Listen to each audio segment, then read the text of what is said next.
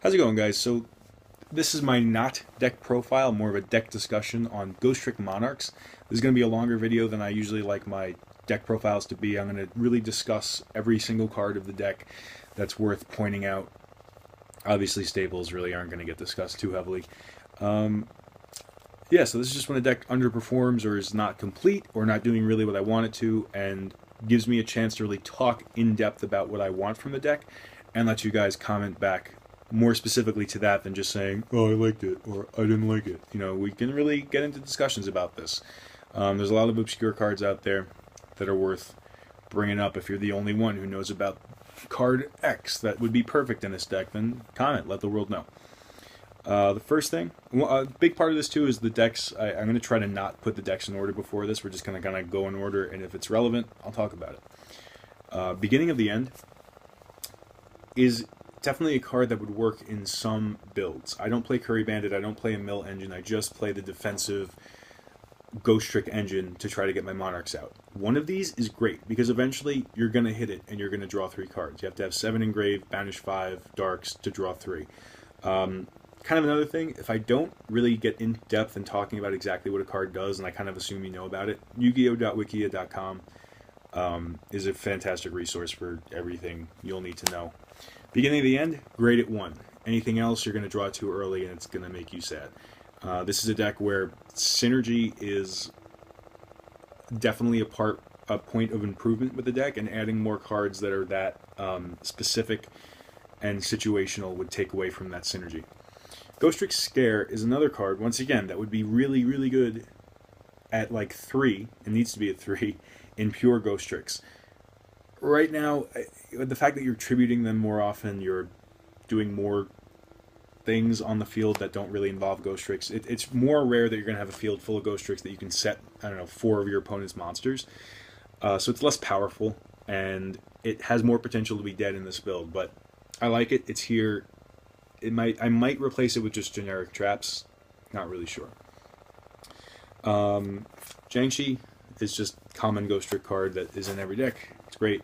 It's at 3. Hero of this deck is Majesty's Fiend.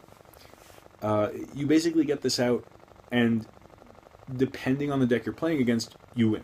For those of you who aren't aware, monster effects cannot be activated. That's its only effect.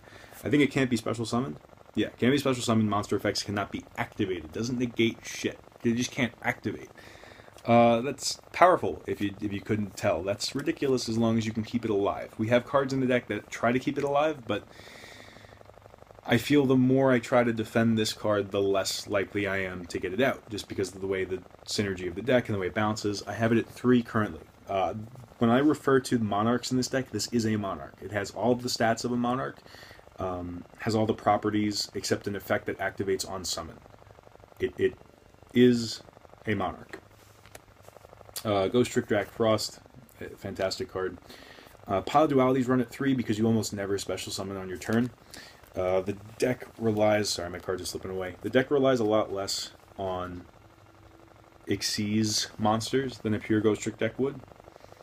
So, 3 Spectre. I feel like 3 Spectre's too much, but when you are searching your level 1... See, this is what I do with Jiangshi. If I have one Jiangshi on the field, not a lot of other Ghostricks to work with, like Dahl or another Jiangshi in hand, I keep the one Jiangshi set, I protect it as much as I can so I constantly get the search, and this is my strategy. So every time Jiangshi flips up, and I'm like 90% sure it's going to be safe and I get to activate its effect again, I'll always search Spectre.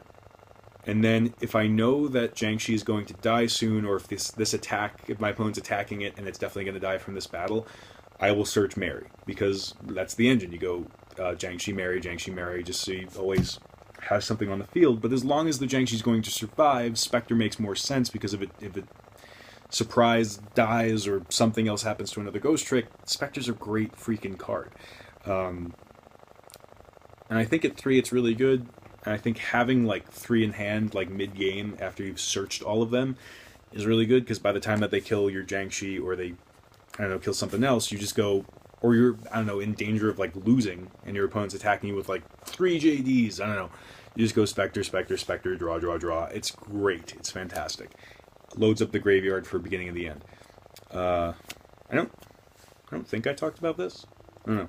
Doll, fantastic card, great addition to the Ghostrick archetype. Probably the only good addition that was in the most recent set. It just does more of what Ghostricks do, but it's all in one card. Ghostricks, the good Ghostricks, in my opinion, do two things. They search or special summon from deck. You know, they get stuff out of the deck, or they set your opponent's monsters. That does both, and it's really good. Needle Sealing, I actually cut from 3 to 2. It's just not as good in this deck. It's as good as it is in non-Ghostrick decks, where it's just you're able to get rid of all your opponent's face-up crap. But compared to how good it is in pure Ghostricks, where you have like 3 sets, so even if your opponent has one problem monster, you can just destroy it like a Raigeki break that's free. You're less likely to do that in this build because you're only going to have 1 or 2 sets at a time, give or take, and then you're going to have Monarchs on the field. So it's less overpowered than it would be in pure Ghostricks. Caius is the only other Monarch I play other than Majesty's Fiend. It's obviously just the best one, good for overtime, good for banishing anything, you know what I mean? Like, it's pretty fantastic. I just hit 2. Jiangshi Doll. So this is, let me just get my stuff in order. This is the tech that I threw in. It's already a pretty kind of techie build, but Pinpoint Guard is really good. I really want to think of other ways to talk about the cards and just saying they're really good, but the ability to just put up a defensive wall, pull a defensive wall out of your graveyard, and then it can't be destroyed by battle or card effects that turn. It saves you if you're ever getting attacked directly. Sorry, that just wasn't coming out.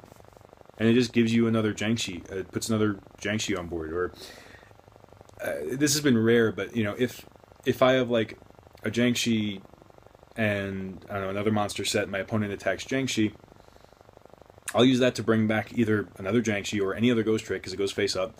So then when the Jiangshi flips, I can search for a level 3. Even though I just said I do that, like I did that once, and it's not really the best play because you're searching Jiangshi through using Mary, so I digress. But that strategy makes sense in pure Ghostricks, and I will be playing that in pure Ghostricks, but I actually, I don't know, it works in this deck for the defense and the ability to use the monster that you're summoning as tribute fodder. It's less strategical than it would be in pure Ghostricks, in my opinion. March of the Monarchs is amazing in this deck, and I really want to test this out with more. I'm only playing one at the moment, but while it's active, your opponent can't target tribute summon monsters, and they can't destroy tribute summon monsters with card effects.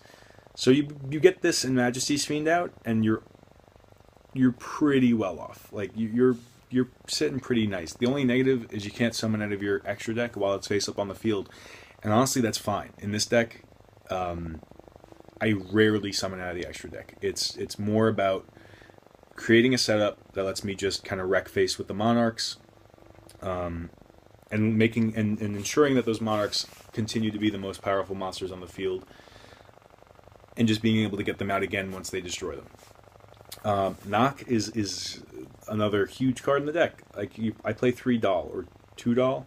I'm trying to think of what I moved it to, but there's a lot of cards that and like Swords of Concealing Light. And Ghostrick, Jack Frost. There's a lot of stuff that sets my opponent's monsters. This just lets me get rid of it extremely easy and banish it no less. Additionally, this is obvious, against flip effect monsters, it just devastates Gravekeepers. It's going to devastate Shaddolls. Nobling the Crossout is going to be a huge, huge freaking card. Return of the Monarchs is what I want to cut for more March of the Monarchs. This is you tribute summon a Monarch, you search for a Monarch of a different name. It's really good. You go Caius, Majesty, Caius, Majesty, Caius, Majesty, and you have a really good engine. It's just really, really terrible when you just don't have Monarchs. Like March of the Monarchs keeps your Monarchs on the field. This keeps Monarchs coming, but it doesn't defend them if your opponent has a crazy setup. We are getting to the end of this video. I'd like to keep these around 10 minutes. Notable mentions, Ghostrick Mary, Spectre, Pinpoint Guard, just 2 Forbidden Lance. The extra deck is pretty standard Ghostrick fare. You don't really go into it in this build, though. If you guys like this deck, let me know. If you don't like this deck, let me know. The whole point is that this is a discussion. It's not me telling you what this deck is. It's me saying, you know what? It's not perfect. What do you think? Thanks for watching, guys.